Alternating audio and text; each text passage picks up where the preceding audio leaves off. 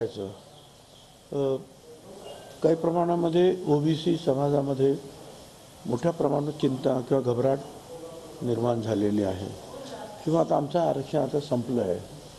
आता आम्ही पुढे काय, आता आमच्या म्हणजे मग शिक्षणामध्ये प्रवेश असेल तर काय, किंवा नोकरीमध्ये प्रवेश असेल तर काय, किंवा इतर ठिकाणी ज्या काही गोष्टी ओबीसीला मिळतात त्याच्यामध्ये आता हे सगळे वाटेकरी होणार। त्याचबरोबर ग्रामपंचायत, पंचायत समिती, जिल्हा परिषदेला कुठेतरी एखादा दुसरा निवडून येत होता ते सुद्धा आमचं जाणार, म्हणजे ओबीसी संपल्यासारखं आहे अशी एक भावना निश्चितपणे ओबीसीमध्ये निर्माण झालेली आहे आणि ती काय अगदीच चुकीची आहे असं मला काही वाटत नाही आहे। निश्चितपणे ही भावना त्याच्यामध्ये काही तथ्य जरूर आहे आणि एकीकडे बॅकडोरने सर्वच मराठा समाजाला ओबीसी म्हणजे कुणबी सर्टिफिकेट द्यायचं आणि ओबीसीत घ्यायचं, आणि दुसरीकडे मात्र जे आहे 3 न्यायमूर्तींची कमिटी नेमून क्युरेटिव्ह पिटिशनमध्ये काय करायला पाहिजे त्याची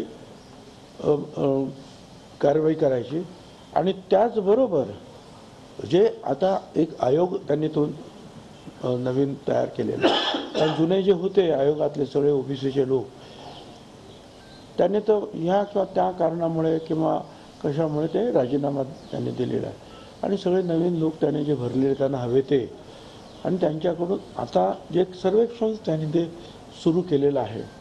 आणि प्रचंड पैसासुद्धा निर्माण झालेला आहे। आणि आपल्याला माहिती आहे की सर्व सरकारी कर्मचाऱ्यांना त्यांनी कामाला लावलेलं आहे। ते कशासाठी, तर मराठा हे मागासवर्गीय आहे हे सिद्ध करणारा डाटा त्यांना सुप्रीम कोर्टापर्यंत न्यायचा आहे, कारण मागच्या वेळेला गायकवाड आयोगाने जे काही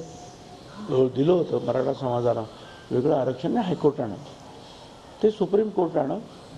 की हा समाज जो आहे हा मागास नाही, हा आर्थिक कुठल्याच दृष्टीनं मागास नाही, हे गायकवाड कमिशनच्या त्यांचा जो रिपोर्ट होता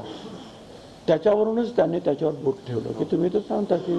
एवढे साखर कारखाने यांच्यात, एवढे मंत्री यांचे, मुख्यमंत्री एवढे दूध संस्था आणि बँका वगैरे, मग जिल्हा परिषद, पंचायत समिती मेंबर, मग हे मागास कसे, असा शेरा जो आहे हा सुप्रीम कोर्टाने त्याच्यावर मारला आणि ते सगळं नाकारलं। तर ते कसं आहे बरोबर हे दाखवण्यासाठी हा दुसरा प्रयत्न, म्हणजे एकीकडून सगळे मराठा समाज ओबीसीमध्ये टाकायचे पण म्हणून, दुसरीकडून 3 न्यायमूर्ती आहेत ते क्युरेटिव्ह पिटिशन वगैरे जे आहेत त्याचा अभ्यास करणार, तिसरीकडून हे जे सर्वेक्षण जे आहेत ते करून वेगळं परत मराठा समाजाला आरक्षण ते 12-15% द्यायचं आहे त्याची तयारी करणार, म्हणजे सगळीकडे जे आहे एकतर्फीच कार्यवाही होताना आपल्याला दिसते। जर